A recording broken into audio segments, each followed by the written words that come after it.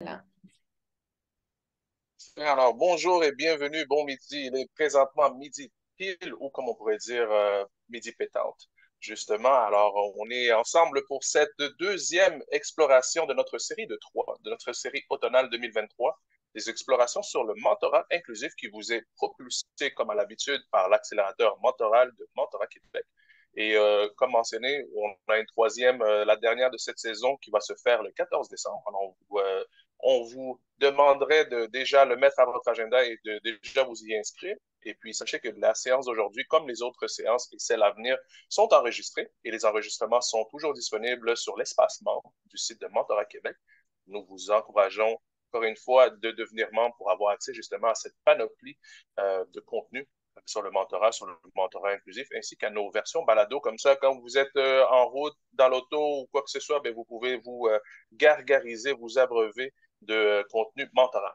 Alors aujourd'hui, un sujet fort intéressant, on va parler du mentorat dans la francophonie, pardon. Alors, le mentorat dans la francophonie. Et on veut se poser par rapport au... Est-ce qu'il existe un contraste entre les différentes approches en lien avec le mentorat, que ce soit d'une région francophone à l'autre? Est-ce que le fait de partager une langue similaire vient aider, vient, disons, alourdir, ou est-ce que c'est quelque chose qui peut aider à alors, on va explorer cette facette-là à travers trois régions francophones du monde, soit l'Est du Canada, la région des Maritimes, en France, en Europe, et puis l'Afrique de l'Ouest.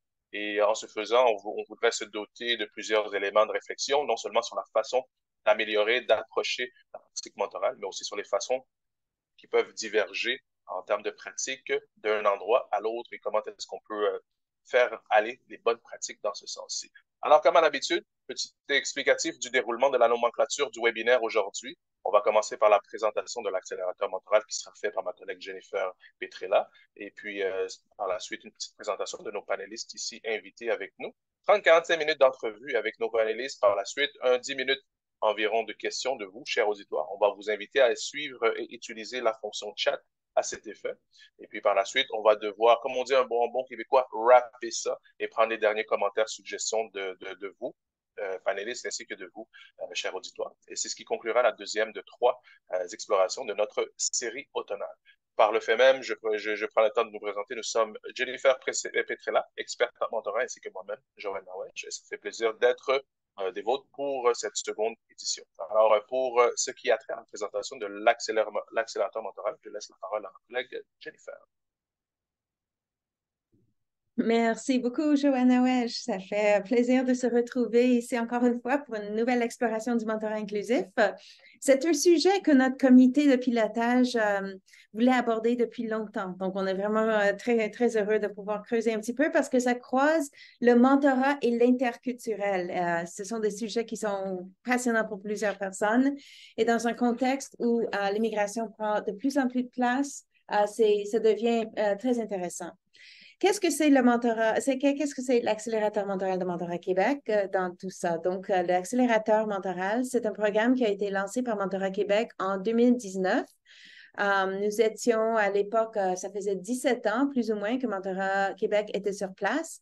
Et puis, en 2019, on a eu le grand bonheur de s'associer au secrétariat de la condition féminine pour lancer ce programme-là qui vise justement l'intégration des femmes et des membres de groupes sous-représentés dans des milieux à prédominance masculine. Comment est-ce qu'on réalise ce mandat? Donc, il y a bien sûr cette série d'exploration du mentorat inclusif qui se conjugue aussi en balado, comme Joël l'a bien dit. On accompagne aussi une cohorte d'entreprises tous les années dans ce qu'on appelle le parcours d'implantation d'un programme de mentorat inclusif. Donc, 15 heures de cours dans lesquels on les aide à développer, à implanter et évaluer un programme de mentorat dans leur organisation. On fait des capsules vidéo, on écrit des publications, on est présent pour donner des conférences en entreprise et au congrès, ce genre de choses. Et bien sûr, on participe au mois de mentorat en janvier de chaque année. Cette année-ci, Mentorat Québec présente une série de 4 explorations, dont un est parrainé par l'accélérateur mentoral. Et le tout va se culminer le 31 janvier avec notre forum de mentorat annuel ici en présentiel à Montréal. Merci. vous invite à visiter le site de Mentorat Québec. Prenez déjà vos places, diffusez-les sur les réseaux sociaux. Ça fera plaisir de pouvoir se voir puisque le forum se tient en présentiel et c'est toujours bien de pouvoir communier humainement parlant. Alors, pour la présentation de nos panélistes ici réunis, nous avons la chance de pouvoir discuter avec deux personnes aguerries rapport à leur expérience mentorale et puis surtout aussi dans des volets de francophonie qui peuvent être un peu différents et peut-être même similaires. C'est ce qu'on va être appelé à découvrir ensemble. Alors, nous avons avec nous par ce bon midi M. Henri-Jean Bonny, qui a été mentor bénévole pour trois organisations, dont premièrement le programme des HEC Montréal pour intégrer les étudiants au marché du travail, le programme de mentorat du Project Management Institute de Montréal pour mentorer les professionnels en gestion de projet, et ainsi que le chapitre montréalais de Business Professional Women, un OBNL qui opère un programme de mentorat pour les femmes en affaires dans le monde. M. Bonny est associé fondateur du cabinet conseil Adsum Conseil. Il enseigne la gestion de projet au HEC Montréal et siège sur le conseil d'administration de la société fédérale, la société d'État, fédérale des ponts Jacques-Cartier Champlain. M. Bonny, merci d'être avec nous. Ça fait très plaisir. Merci pour l'invitation. On a très plaisir. Ça fait plaisir, c'est nous qui vous remercions. On a très hâte de pouvoir vous entendre. Et en second lieu, nous avons Mme Alexa Landry-Leblanc, qui est consultante pour l'équipe de performance de l'organisation au sein du bureau du conseil exécutif du gouvernement du Nouveau-Brunswick. Avant de prendre ce rôle, elle était gestionnaire d'Avenir GNB, un programme au sein du ministère des Finances et Conseil du Trésor qui jumelle des étudiants et étudiantes de niveau post-secondaire à des mentors dans la fonction publique. Elle leur y offre des opportunités d'apprentissage à travers des stages dans leur domaine d'études. Lors de son parcours universitaire, Mme Landry-Leblanc a eu une mentor dans le cadre du centre du leadership de son université. Elle a même été mentorée. Elle a elle-même, mentoré des nouveaux étudiants et elle a également mentoré des étudiants au centre d'Avenir GNP. Mme Landry-Leblanc, merci d'être avec nous par ce beau midi aussi. Merci pour l'invitation, c'est un plaisir. Merci beaucoup. Alors, Jennifer, question d'ouvrir le bal. Je te lance le bal pour débuter notre série de questions-entrevues avec nos panélistes. On va tout droit à assouvir notre curiosité sur ce programme très impressionnant de la part du gouvernement du Nouveau-Brunswick. C'est pas toujours évident d'attirer des jeunes personnes dans le secteur public, donc on veut connaître plus. Donc, en ce qui concerne le mentorat dans tout ça, Alexa, on aimerait, donc si je comprends bien, ce printemps, vous avez placé 52 étudiants et étudiantes. Donc, pour une province qui n'est pas la plus grande au Canada, c'est un nombre impressionnant. Le secteur public n'emploie pas un demi-million de personnes comme ici au Québec. On parle d'étudiants, par exemple, on parle d'étudiants autant dans les vétérinaires qui vont travailler pour le ministère de l'Agriculture que des étudiants en droit qui vont travailler pour le procureur, des étudiants en communication qui montent des pages web. C'est quand même des occasions réelles de mettre leur connaissance à profit. Quel est le rôle des mentors dans tout ça? Pourquoi avoir pensé à jumeler des étudiants en mentors? Pourquoi ne pas juste les mettre dans un ministère et leur donner un superviseur de stage? Absolument, Jennifer. Merci beaucoup pour votre question. Donc, seulement pour vous expliquer un peu, donc, c'est qui les mentors d'Avenir GNB. Donc, pour débuter avec ça, donc, les mentors de notre programme, c'est vraiment des membres de la fonction publique qui décident de créer une opportunité d'apprentissage expérientiel, donc, au sein de leur équipe.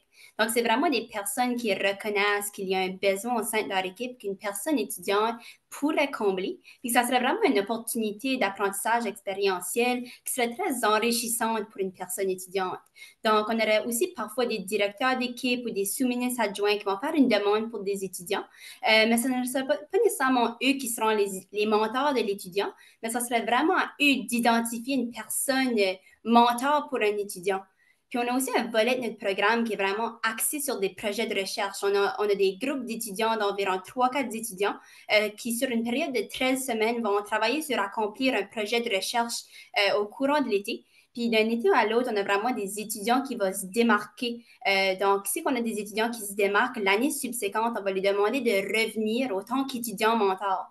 Donc, en plus d'avoir des fonctionnaires en tant que mentors, on a aussi des étudiants qui ont la chance d'être des étudiants mentors et d'accueillir de l'expérience de mentorat très enrichissante.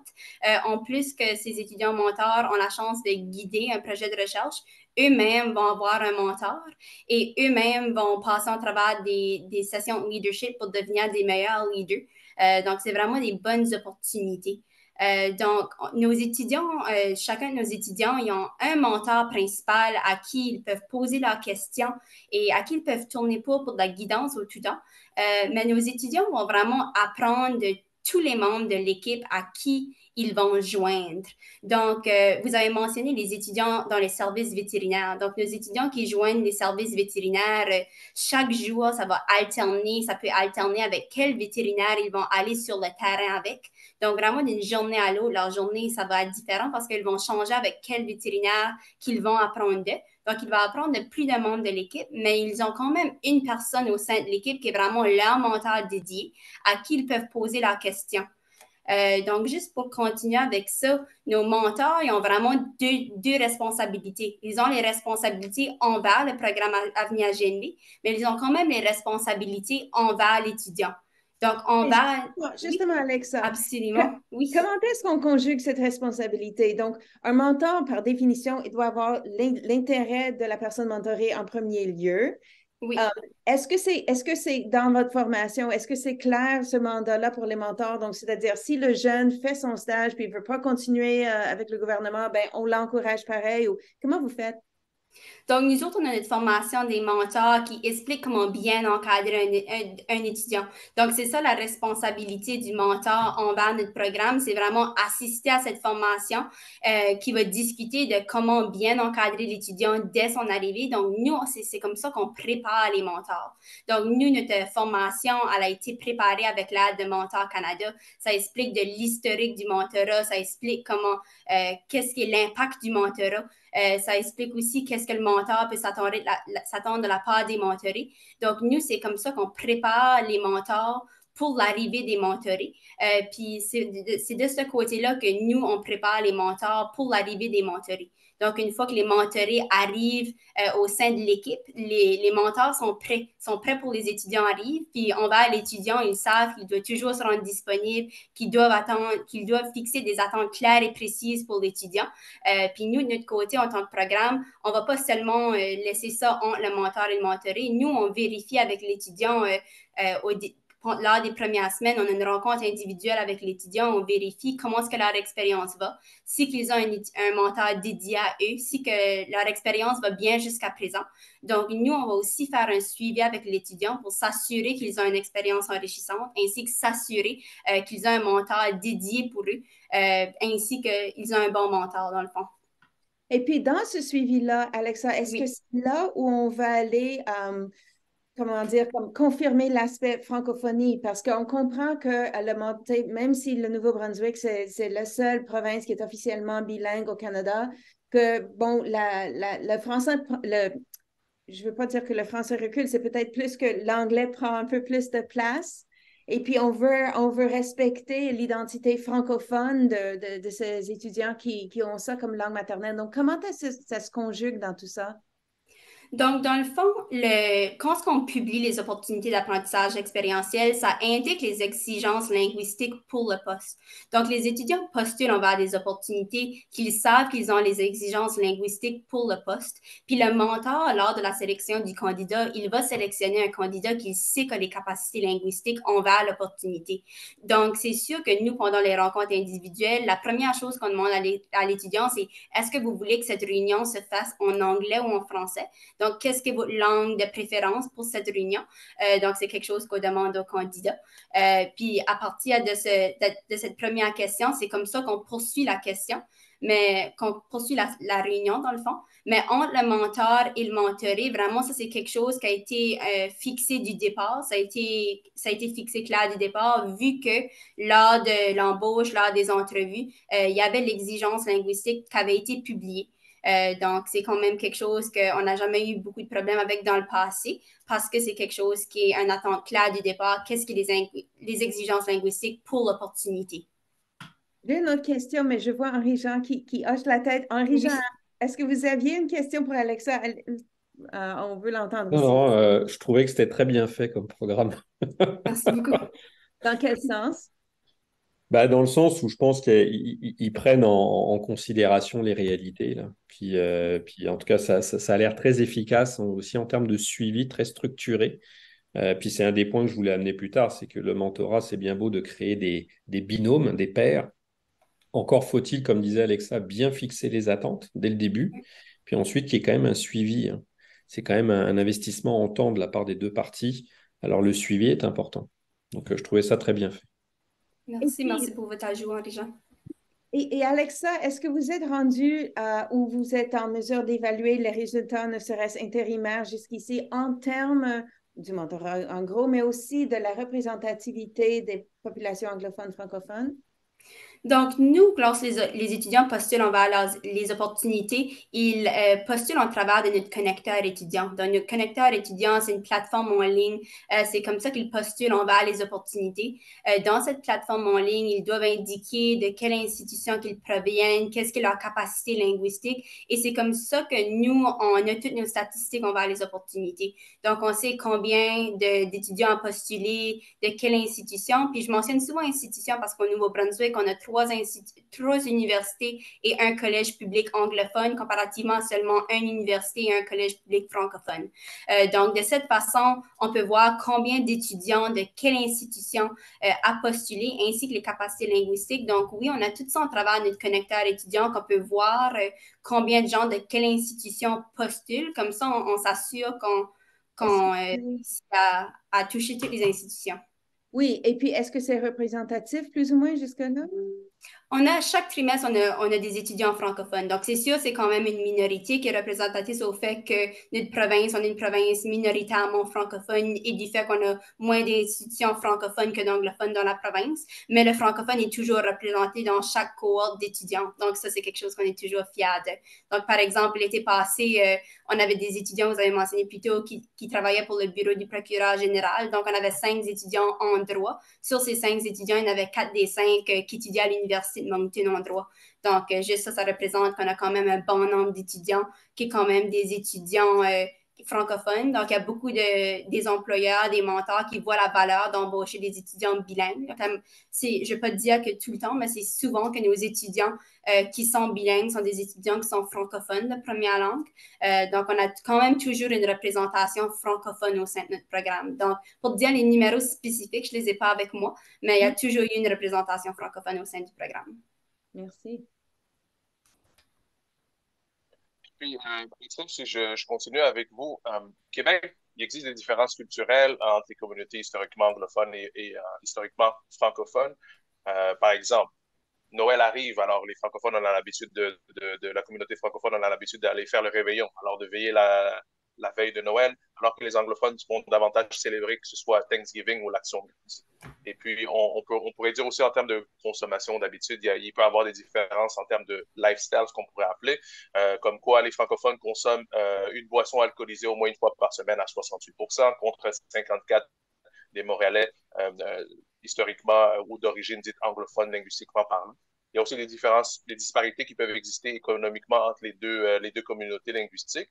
Ce qui existe des différences culturelles entre les communautés francophones et anglophones du Nouveau-Brunswick qui peuvent influencer la relation mentorale. Est-ce qu'il y a même le fait de partager un même environnement, est-ce qu'on a des habitudes qui sont différentes, les francophones, les anglophones, est-ce qu'il faut en tenir compte en termes de distinctions? Puis est-ce que ces distinctions amènent à venir GNB à tenir compte de ça pour justement, disons, bonifier l'expérience, comme vous parlez d'apprentissage expérientiel? Donc, c'est sûr qu'au Nouveau-Brunswick, la majorité des francophones, je dirais, se considèrent comme étant des Acadiens. Comme par exemple, moi, je suis francophone du Nouveau-Brunswick, je me considère comme étant acadienne. Par exemple, nous, les Acadiens, on va fêter notre fête nationale étant la fête de l'Acadie, qui est le 15 août. C'est vraiment une très grande fête. On considère ça même plus grand que la fête du Canada. Mais malgré que c'est une fête nationale, c'est pas nécessairement quelque chose qui est connu ou même célébré chez les anglophones de notre province ou dans les régions anglophones de la province. Ça va se rattacher un peu aux mets traditionnels. Donc, les Acadiens ont des mets traditionnels qui vont préparer lors d'occasions spéciales, par exemple, lors de la veille de Noël.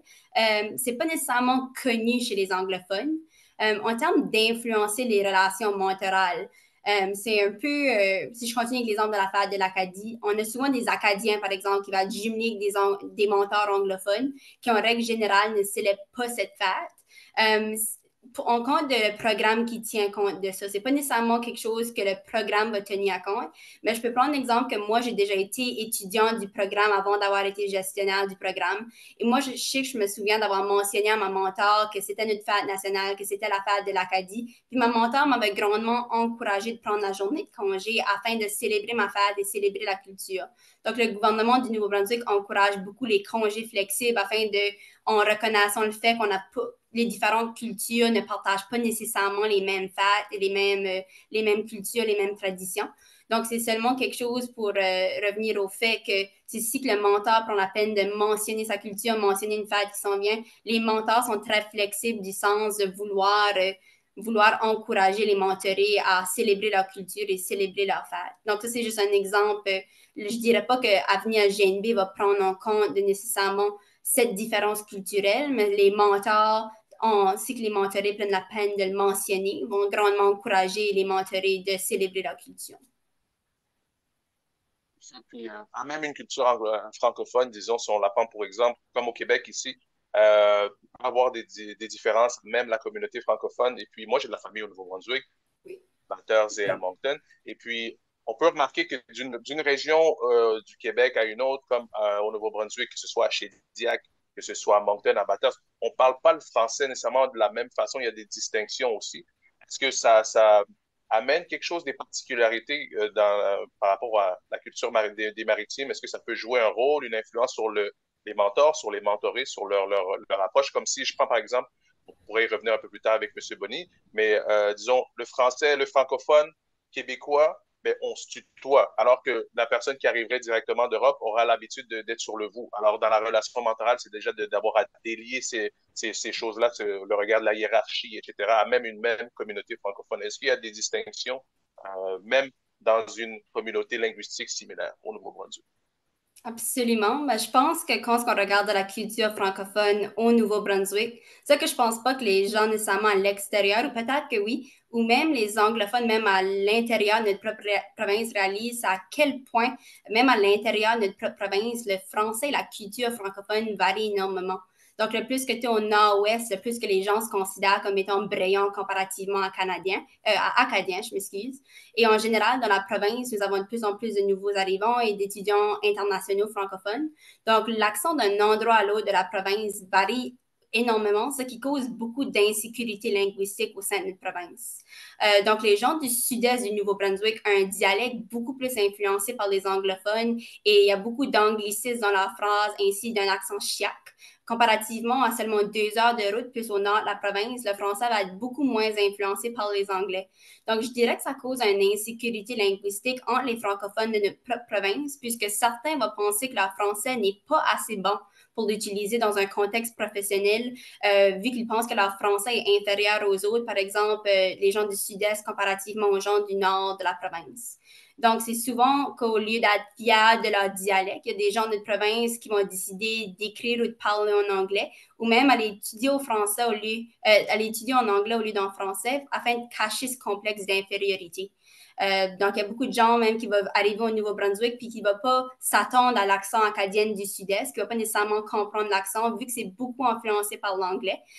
Donc, au lieu d'être rassemblés par le fait d'être francophone, les réalités et les sentiments de sécurité dans sa propre langue sont très variés, dépendamment d'où tu es originaire.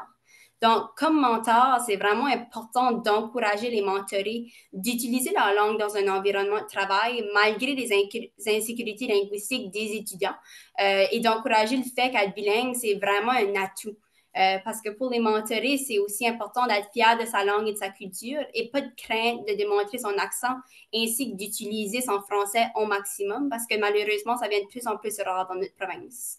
Donc, c'est sûr que certaines personnes continuent à se tenir debout pour la langue française, mais peut-être pas assez, parce qu'on remarque souvent des personnes mentorées qui vont changer à l'anglais par l'habitude, souvent pour soit accommoder les personnes anglophones ou tout simplement par le fait qu'ils ne se sentent pas nécessairement confortables avec leur dialecte ou avec leur accent en raison des anglicismes et le chiac qu'ils utilisent. Donc, c'est un peu ça la réalité des gens du Nouveau-Brunswick, seulement à cause des différences d'un endroit à l'autre, vu qu'on est une minorité. Est-ce que dans cette optique, quand vous parlez des formations que vous donniez aux mentors en amont pour les préparer à la relation mentorale, est-ce que c'est des choses qui sont mentionnées ou est-ce que c'est vraiment fait un peu plus de manière organique, de manière naturelle, que le mentor est appelé à, que ce soit réconforter ou à dédramatiser ou à, comme on pourrait dire au Québec, décanter certaines appréhensions que les gens pourraient avoir par rapport au français qu'ils parlent?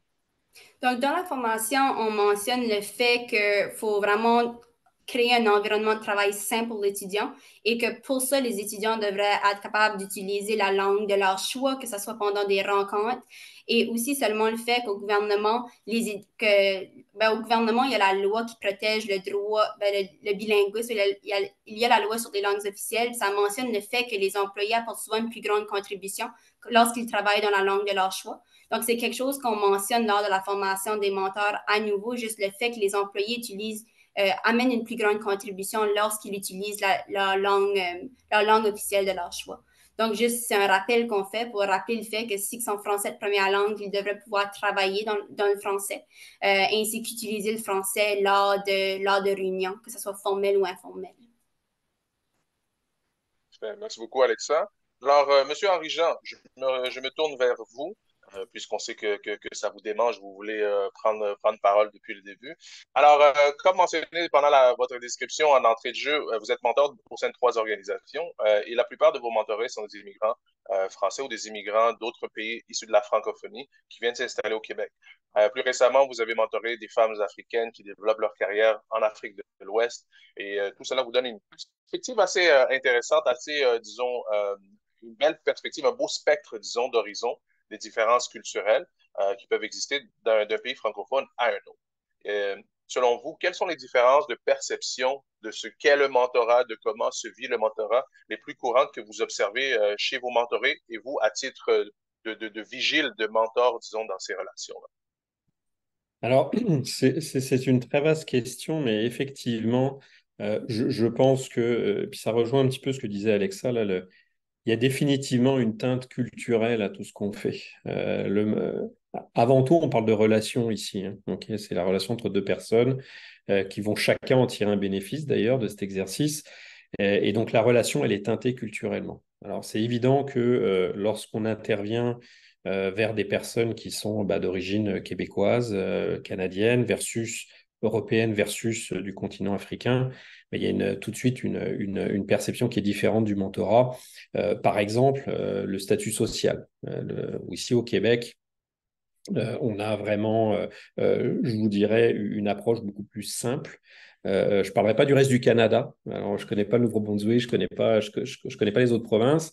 Mais en tout cas, au Québec, on a vraiment tendance à essayer d'aplatir la hiérarchie au maximum. Il y a une accessibilité d'une manière générale auprès des décideurs, alors qu'en France, par exemple, c'est très hiérarchique. Et en tout cas, au Sénégal en particulier, là donc, où j'interviens avec la mentorée, aussi. Donc, c'est sûr que ça crée des barrières, en fait, hein. Puis, ce sont des barrières psychologiques, hein, parce que dans les faits, il n'y a rien qui dit qu'il y a des barrières, mais tout de suite, psychologiquement, on se positionne par rapport à un statut social. On se met dans une case, on se met des étiquettes. Et après, on vit avec ces étiquettes-là. Alors, je pense que ça, c'est un premier point à tout de suite adresser, en fait, dès la première rencontre de démarrage. Une autre caractéristique culturelle qui vient teinter la relation mentorat-mentoré, c'est évidemment la diversité au niveau parité homme-femme. Donc, d'avoir parfois des discussions avec une femme, en tout cas un binôme homme-femme, parfois ça peut créer des malaises. Encore une fois, dans certaines cultures, avec certaines religions aussi, hein, il ne faut pas l'exclure. Moi, par exemple, la personne au Sénégal, c'est une personne de confession musulmane. Alors, du coup, vous savez qu'il y a un rapport à l'homme qui est complètement différent. Donc moi, évidemment, mes collègues québécoises, je ne peux pas avoir le même type de discussion avec ma mentorée sénégalaise. Donc ça aussi, c'est encore une fois quelque chose à prendre en considération, que ce soit donc encore une fois le statut social, que ce soit le fait qu'on soit un homme, puis on n'interagit pas nécessairement de la même façon ici au Québec versus dans d'autres pays. Donc je pense que voilà, ça en fait partie. Puis peut-être le dernier point pour illustrer ce que j'ai souvent vu, moi, c'est les perspectives d'évolution. Dans la relation mentor et mentor, on parle beaucoup de l'évolution de la carrière, évidemment, beaucoup, pas seulement, mais beaucoup. Et donc de voir un petit peu la projection qu'ils se font d'eux-mêmes. Alors si vous êtes avec un Américain, comme on dit, sky's the limit, hein, il n'y en a pas de limite dans les faits. Ce sont des gens qui sont capables de se projeter culturellement très très loin. Alors que si vous allez dans d'autres sociétés, tout de suite, on va se limiter. Il y a des plafonds de verre, en d'autres termes, qui existent surtout pour les femmes dans certaines sociétés, où automatiquement, elles vont elles-mêmes, hein, toutes seules, se plafonner. Et donc, je pense qu'il y a un rôle en tant que mentor, c'est de lui dire, écoute, là, c'est un plafond de verre, ça se casse, puis comment est-ce qu'on fait pour aller un peu plus loin, un peu au-dessus? Tu es capable, tu as les aptitudes, tu as l'envie, ou pas, hein, évidemment. Donc, histoire de se dépasser un petit peu. Donc, c'est quelques exemples, je vous dirais, là, qui illustrent un peu la différence d'approche au niveau international. J'aurais envie de vous demander, Henri-Jean, est-ce qu'il y a des moments où cela peut mener à des frustrations, à des conflits entre le mentoré et le mentoré? Donc, vous voyez votre mentoré devant vous, elle a tout son potentiel, puis elle se met des limites, il y a un plafond de verre. Ou au contraire, votre mentoré veut absolument que vous, même inconsciemment, elle veut des conseils qui l'aident à bien intégrer sa place selon les limites qu'elle a en tête et vous insistez à lui proposer autre chose. Écoutez, c'est une bonne question. Ma posture, lorsque je rentre dans ce genre d'exercice, lorsque je rentre dans ce genre de relation, je ne suis pas un coach. Moi, je ne suis pas là pour coacher. Là, okay. Je ne suis pas là pour essayer à tout prix de faire performer quelqu'un. Ce n'est pas ma job. Hein. Moi, je ne suis pas évalué en tant que mentor sur une quelconque performance en lien avec la performance du mentoré. Donc, de la frustration, parfois, on en a. C'est sûr qu'on voit des talents, puis on se dit, bon, ça, c'est quand même dommage. Maintenant, je ne peux pas avoir, hein, vous connaissez l'expression être plus catholique que le pape. On ne peut pas vouloir à la place de l'autre. Je pense que ce n'est pas notre rôle. Notre rôle, c'est d'accueillir un petit peu leurs ambitions, leurs préoccupations, leur stress, puis d'essayer de les mettre dans un état d'esprit, dans un mindset qui leur permet de progresser. Puis la progression, c'est eux qui définissent ce que progression veut dire en termes de direction, puis en termes d'envergure de progression. Ce n'est pas à moi en tant que mentor, finalement. Donc, moi, je travaille avec un intrant qui est tout ce que je viens de dire, qui vient de la personne, du mentoré. Et à partir de là, j'essaye. Souvent, je me compare à un miroir. Je suis juste un miroir. Hein. Vous vous rappelez Disney là, avec Blanche-Neige c'est le miroir, on pose des questions, on se reflète. C'est un petit peu ça. J'essaie de leur faire refléter des possibles en fonction de leur contexte. Et puis à partir de là, c'est à eux de cheminer. Vraiment. Hein. Donc, je fais vraiment une distinction, encore une fois, entre le rôle de coach. Là, on paye un coach pour nous aider à atteindre des objectifs versus un mentor qui est plus en rôle conseil, en rôle réflexion, en rôle prise de distance. Joël l'a dit tantôt, vous faites du mentorat pour plusieurs organisations. Vos mentorés proviennent de la France, du Québec, du Sénégal, peut-être d'ailleurs. Donc, moi, je vous imagine dans une pièce, il y a 3 portes. Derrière une porte, la mentorée québécoise, mentorée française, mentorée sénégalaise, on va dire. Quand vous ouvrez cette porte, est-ce qu'il y a des questions typiques qui vont vous attendre de la part des 3 personnes selon leur provenance? Oui, c'est sûr. C'est sûr parce que les préoccupations ne sont pas du tout les mêmes. Sont pas du tout les mêmes. Bon, je veux dire au passage, je ne m'entends pas que des femmes, hein, faut pas... je veux juste être clair. Oui, mais c'est évident que les questions proviennent fondamentalement de leurs préoccupations à ces gens. Donc, les préoccupations sont propres à chacun. Je vous donne quelques exemples. Il est évident que on a une approche, puis je parle en connaissance de cause, et je vais demander à mes anciens compatriotes français de me pardonner. Mais souvent, trop souvent d'ailleurs, moi j'ai rencontré des Français qui arrivaient en terrain acquis au Québec. Pour eux, bah, c'était facile, l'immigration, on vous attend à bras ouverts, il y a qu'à prendre le billet d'avion et arriver. Lorsque vous parlez à des gens d'Afrique de l'Ouest francophones, c'est complètement différent. Pour eux, je veux dire, encore aujourd'hui, malheureusement, il y a des gens qui risquent leur vie pour venir ici, chez nous, là, au Canada. Il faut en être conscient. Et il y en a à tous les jours. Donc, ce sont des gens qui jouent leur vie, en d'autres termes. Donc, c'est évident que les discussions ne sont pas du tout au même niveau. On a des gens pour qui, bah, comme je viens de le dire, tout se joue. Et donc, la relation mentor-mentoré est extrêmement importante. Et ils comptent là-dessus. Puis, je reviendrai peut-être un peu plus tard sur justement gérer les attentes, parce que nous, on n'est pas des agents aux douanes pour leur permettre d'immigrer, là non plus. Mais en tout cas, on sent qu'on a un impact qui est extrêmement fort pour les préparer et leur faire vraiment réfléchir à leur projet d'immigration versus des gens, bon, soit qui sont déjà ici ou des gens pour qui, bon, bah, finalement, le Québec ou le Canada est une option parmi d'autres, auquel cas on s'entend que la gravité de la décision n'est pas du tout la même. Donc, et comment ça se traduit ça, chez le mentor, en tout cas chez moi, c'est un sentiment de responsabilité. Parce que bah, on s'engage tous dans la relation, évidemment, mais il faut vraiment que je sois très prudent dans ce que je dis parce que la personne va prendre ces informations pour prendre une décision qui va changer sa vie potentiellement. Alors, dans les trois portes, évidemment, je ne vais pas ouvrir une des portes avec la même légèreté, tout en vraiment restant conscient de l'importance de la discussion pour la personne qui est à l'autre bout de l'appel. Vous soulignez un très bon point. Les nouveaux arrivants, c'est quelque chose dont on n'est pas souvent conscient. Tout le monde développe un réseau au fur et à mesure qu'il progresse. Mais le moment qu'il s'expatrie, ce réseau-là tombe. Il peut être à 10% de ce qu'il était avant. Puis c'est peut-être juste à ce moment-là qu'on se rend compte qu'on avait un réseau. Donc, les expatriés, les nouveaux arrivants, peuvent compter beaucoup sur une personne, un mentor ou deux ou trois, au lieu de 20 ou 30 pour les aider à cheminer. Alors, vous dites que ça met une certaine pression sur vous. Vous avez vous-même vécu l'expérience d'expatrié. Moi, je l'ai vécu à plusieurs reprises. Ça m'a donné une sensibilité à ces enjeux-là que quelqu'un qui n'a pas été expatrié ne pourrait peut-être ne pas avoir. Comment est-ce que vous voyez votre valeur en tant que mentor, étant donné vos expériences? Ben écoutez, ma valeur, si j'en ai une, hein, c'est pas à moi de le dire, mais si j'en ai une, c'est comme je le disais, c'est d'essayer de faire réfléchir le monde.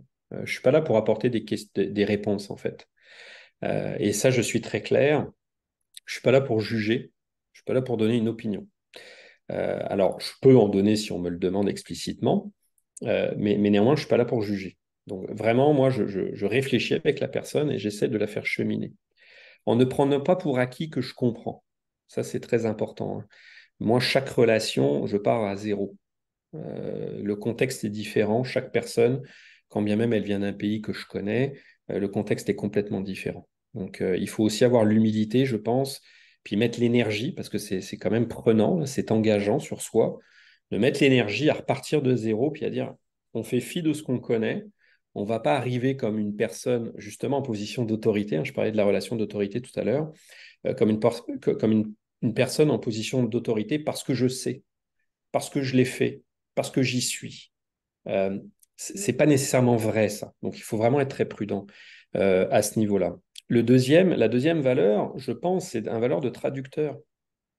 Vous mentionnez tout à l'heure, je suis impliqué au Project Management Institute au Québec, mais j'ai aussi un rôle à l'international. Moi, je préside le comité d'engagement de la francophonie pour le PMI. Il y a 330 millions de francophones sur la planète. C'est une des langues les plus parlées au monde. Et là-dedans, il y a une communauté de gestionnaires de projets. Et il y a beaucoup de gens, on s'aperçoit de ça, qui ont du mal à justement comprendre quand c'est en anglais. Puis, je vais faire du pouce sur ce que disait Alexa tout à l'heure. La barrière linguistique, il ne faut pas la sous-estimer. Quand bien même j'ai appris l'anglais à l'école, puis moi je suis un pur produit de l'école française, on avait un complexe par rapport à notre accent en anglais. Alors en plus, Oui, on avait des professeurs anglais c'est vrai. d'Angleterre. Alors vous Oui. arrivez aux États-Unis, ça parle carrément une autre langue, quoi. C'est c'est pas parce qu'on a appris l'anglais scolairement, Mm. on est capable de l'écrire, de le lire et de parler un petit peu, qu'on va avoir le courage d'avoir une job en anglais, d'être dans des meetings en anglais, de challenger des idées en anglais, etc. Et les personnes, donc j'interagis avec nombre de pays francophones, notamment en Afrique, ce sont des gens qui parlent très bien anglais, mais ils n'osent pas parler anglais. Et donc, souvent on dit que la langue, c'est la clé de la culture.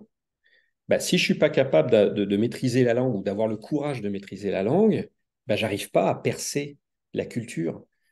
Et donc, tous les référentiels culturels, que ce soit au Québec ou n'importe où dans le monde, bah, je ne peux pas y accéder. Donc, moi, ma job, c'est de traduire. C'est d'être le traducteur pour dire, oui, l'accent est différent en anglais, mais comme partout. Je veux dire, un anglais qui arrive en Australie va avoir aussi des difficultés. Un français, on parlait tout à l'heure, bah, moi je viens de la capitale, vous allez dans certaines régions de France, ils vont parler un français complètement différent. Donc, il faut arrêter d'avoir ce complexe de dire, bah, j'ai pas le même accent. Bah, c'est pas grave, tu es comme tout le monde, hein. Vous prenez quelqu'un du Midwest, puis quelqu'un de Vancouver, ils ne parlent pas la même langue non plus. Donc, il faut arrêter d'avoir ce complexe, je pense. Puis ça, c'est un message que je leur donne. Et il faut être capable, encore une fois qu'on a ça, de pouvoir traduire les aspects culturels. Euh, Tout à l'heure, là, Joël parlait du tu et du vous. Absolument. Ça en fait partie. C'est marrant, mais parfois, ça pèse sur les gens. Parce que les gens, ils se sentent jugés à travers ça. Il y a de la discrimination linguistique, hein, qui apparaît partout, partout. Je ne parle pas du Québec nécessairement, mais partout. Donc voilà, donc encore une fois, je répète, donc un rôle de traducteur et puis un rôle de dire, de réflecteur à quelque part par rapport au mentoré. J'ai une autre question, Joël. Est-ce que tu veux y aller? Tu me laisses la place ou Vas-y, Alexa? vas-y, j'ai. OK. Donc, le rôle de traducteur, le rôle de gestion des attentes. On a parlé, il y a la dernière exploration, je pense, avec une ingénieure d'une organisation communautaire qui s'appelle Francogénie. C'est une association pour accueillir les ingénieurs francophones formés à l'étranger, ici au Québec, pour les aider à trouver un emploi, s'intégrer et tout ça.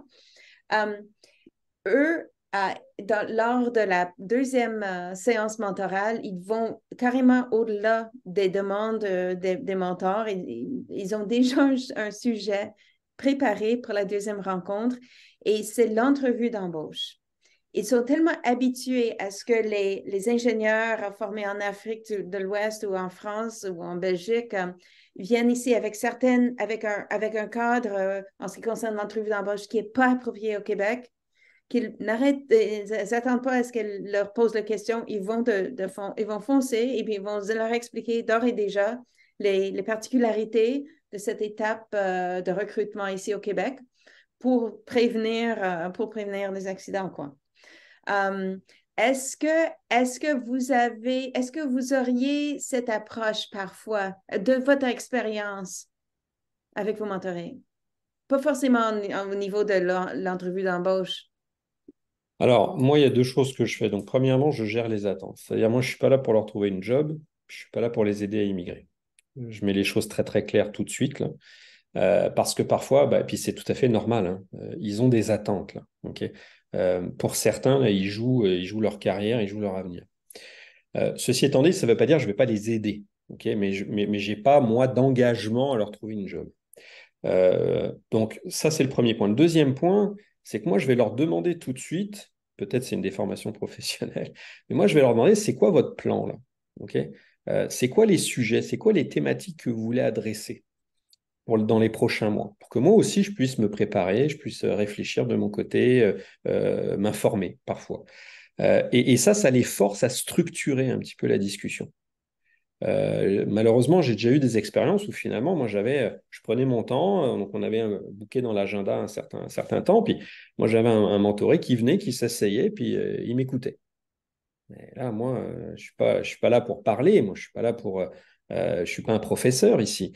Donc là, l'idée, c'est de les forcer, encore une fois, à prendre le leadership dans la relation et à eux de venir positionner, structurer les idées, leurs projets, et de là, on discute. Donc, vous Si le après, rappelez explicite, vous le dites dès le début. oui, OK. oui, oui, absolument. Puis, si la personne a du mal à le verbaliser, ben, on va le structurer ensemble. Euh, Mhm. mais encore une fois, moi, j'investis du temps.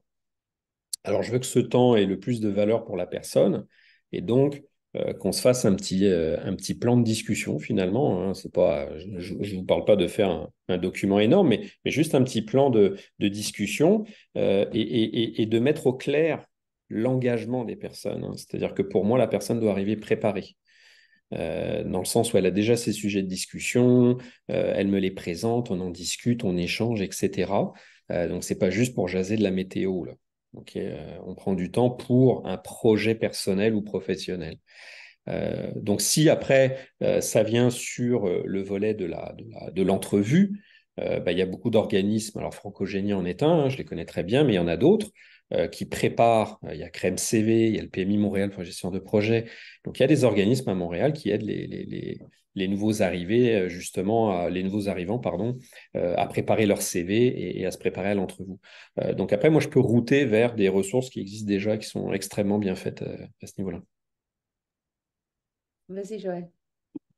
Justement, je trouve ça intéressant. Vous avez les deux, ça rebondit sur l'idée de l'importance, voire capitale, d'avoir à préparer le terrain, d'avoir à, si je vous me permettez, de crever certains abcès en termes d'illusions ou certaines appréhensions ou incongruences en termes d'attentes qui pourraient être soit non fondées, irréelles, de vous penser parce que justement, comme vous mentionnez, on parle la même langue, ça va être facile, mon intégration au milieu professionnel, mon inclusion à la société, mais il peut y avoir des facteurs distinctifs qui sont appelés à justement être pris en connaissance de cause une fois sur le terrain. Si je pouvais vous poser la question, vu le temps, le temps qui file déjà, ce serait bien intéressant d'en faire une partie 2, partie 3. Alexa, je vous pose la question, mais Henri-Jean, vous êtes aussi invité à pouvoir y répondre. Avec toute cette préparation, avec tout ce volet d'avoir à justement donner du temps, donner de soi pour autrui dans cette relation mentorale, ce serait quoi les bénéfices que ça rapporte, que ce soit Avenir GNB, les bénéfices que vous rapportent vos mentors, aux mentorés. Puis, on a des beaux témoignages qui existent sur le site web, justement, d'Avenir GNB. Est-ce que, autant que ça a l'air de pouvoir enrichir Henri-Jean et puis d'enrichir les personnes qui est appelé à mentorer, ce serait quoi, disons, la richesse, la valeur ajoutée que vos mentors, vos mentorés apportent, que ce soit à votre programme, et puis juste le fait d'avoir été mentoré vous-même et d'avoir été mentor par la suite, mais c'est quoi le bénéfice de toute cette préparation, de toute, on pourrait voir ça comme une montagne aussi, la relation mentorale, mais une fois en ligne de compte, c'est quoi que ça rapporte justement un peu plus concrètement? Absolument. Donc, je pense que nous, en tant que programme, c'est aussi simple de dire que sans nos mentors, il n'y aurait pas de programme. Donc, vraiment, les mentors, ils voient la valeur d'investir dans les étudiants afin de façonner la future main-d'œuvre du gouvernement du Nouveau-Brunswick. Donc, vraiment, ils aident à réaliser notre vision, puis ils voient la valeur de contribuer au programme Avenir GNB et d'enrichir les expériences des étudiants, puis les donner une occasion d'apprentissage expérientiel qu'ils ne vont pas oublier et vraiment de montrer la valeur aux étudiants de travailler dans la fonction publique et faire en sorte que les étudiants choisissent de rester ici et travailler au Nouveau-Brunswick. Donc, au Nouveau-Brunswick, on a une population vieillissante. Donc, c'est vraiment important de garder nos étudiants au Nouveau-Brunswick, les demeurer ici, choisir d'étudier au Nouveau-Brunswick, travailler au Nouveau-Brunswick. Donc, les montants nous permettent de démontrer la valeur aux étudiants que le gouvernement, nous sommes un employeur de choix. Donc, vraiment, on dit à nos mentors qu'ils vont avoir la chance d'acquérir une expérience de supervision en accueillant dans leur équipe une personne avec des nouvelles perspectives et vraiment une nouvelle énergie. Et oui, vous avez mentionné que moi, j'ai été mentorée dans le programme. Donc, moi, j'ai vraiment eu la chance de passer en travers du programme. J'étais assistante au programme quand j'étais pendant mon post-secondaire et j'ai eu la chance d'aider à développer le programme. Et vraiment, on dit que c'est un programme par les étudiants pour les étudiants. Donc, ça a été développé par des étudiants postsecondaires pour les étudiants postsecondaires. Vraiment, qu'est-ce qu'on peut faire pour attirer les étudiants à la fonction publique? Puis moi, il n'y avait pas de doute pour moi que je voulais continuer à travailler pour le gouvernement du Nouveau-Brunswick une fois que je graduais. Donc, je voyais cette valeur de travailler pour le Nouveau-Brunswick et redonner à ma province. Donc, c'est vraiment ça la valeur que nos mentors nous donnent. Moi, c'est vraiment mes mentors qui m'ont fait voir cette valeur. C'est quelque chose que je ne réalisais pas avant d'avoir passé au travers du programme. Donc, avoir aidé à bâtir le programme ainsi que travailler pour le programme, c'est ça qui m'a fait choisir de demeurer au gouvernement une fois que je suis graduée. Donc, on a eu, vous avez mentionné des témoignages de nos étudiants, on a aussi des témoignages de nos mentorés. Donc, on les demande de partager des témoignages également. Puis, on a même des mentors qui nous ont partagé qu'avoir des étudiants, ça a vraiment aidé à confirmer leur pourquoi. Donc, c'est vraiment clair pour nous que les mentors en gagnent autant que nos étudiants. Il y a des valeurs d'enracinement, de s'enraciner dans sa région, alors que dans l'habitude, c'est de fuir, disons, les régions pour aller dans les grandes villes. Et puis là, ça enracine dans un environnement, dans une fonction de pouvoir aussi savoir qu'on est supporté. Est-ce que vous diriez que c'est dans la même optique, la valeur ajoutée du mentorat en tant que mentor, en tant que mentoré, que vous avez été appelé et que vous êtes appelé à vivre en région? Écoutez, moi je trouve le point d'Alexa est très bon. Il y a évidemment, alors d'un point de vue mentor, il y a énormément d'apprentissage hein, à chaque fois, donc ça je pense que ça fait du bien. Puis aussi ça nous fait comprendre que la diversité, on parle beaucoup de diversité là, puis on dit c'est le fun la diversité, mais la diversité c'est pas juste de mettre des gens d'horizons différents autour d'une table. Hein. La diversité là, il faut l'appréhender, il faut la comprendre, faut savoir l'utiliser la diversité. Et trop souvent, on coche juste des cases. Okay. Donc, bon, en tout cas, je termine la parenthèse là-dessus. Mais pour moi, le mentorat, stratégiquement pour un pays comme le Canada, est super important. Alexa vient de nous faire la démonstration pour le gouvernement du Nouveau-Brunswick. Au Québec, on le sait, on a un gros problème au niveau démographique. Donc, on doit accueillir de l'immigration. Après, on s'obstine sur les quotas et les seuils, mais on doit accueillir de l'immigration. Et une des meilleures façons d'intégrer nos nouveaux compatriotes, ben, je pense sincèrement que c'est à travers notamment le mentorat. Donc, il faut absolument développer ce muscle-là. Et je pense que naturellement, la société est prône à ça. Moi, en tout cas, j'ai jamais personne qui a dit non pour être mentor. Donc, je pense qu'il faut aller les chercher. Puis des organismes comme Mentorat Québec, comme le BPW, le Business Professional Women aussi, c'est ce qu'ils font, mais avec un axe évidemment sur les femmes. Mais c'est ce qu'ils font pareil. Donc, on a besoin de ces gens-là. Allons les chercher, aidons-les à s'intégrer de la manière la plus efficiente qui soit pour trouver des jobs au Nouveau-Brunswick, au Québec ou ailleurs. Il faut, c'est une obligation selon nous. On est bien d'accord avec vous, Henri-Jean. C'est une chose de J'imagine. C'est ça. Donc, dans le sens où c'est une chose de faire venir quelqu'un, mais c'est comme le recrutement. On a beau afficher, passer en entrevue, embaucher, mais si on n'accompagne pas une fois que la personne est embauchée, ben on va le perdre, elle ne va pas performer. C'est un mauvais investissement dans le fond. C'est intéressant. On a par ailleurs, vous avez parlé d'accueillir les nouveaux arrivants et puis les distinctions qu'on peut faire entre les divers caractéristiques de personnes selon le milieu culturel. On a un auditeur qui veut souligner aussi les différences entre générations. Et effectivement, Alexa parlait d'une population vieillissante. Les Nouveaux-Brunswickois, ils sont fiers de la province, ils veulent pas perdre, une population, ils veulent la maintenir ou l'agrandir. Donc, il y a aussi cette souci de conserver les jeunes chez eux. Et puis, sans doute aussi que ça va influencer le type de mentorat qu'on fait parce que C'est aussi une différence générationnelle par rapport à notre relation à l'autonomie, nos attentes envers le milieu de travail, tout ça. C'est intéressant, Alexa.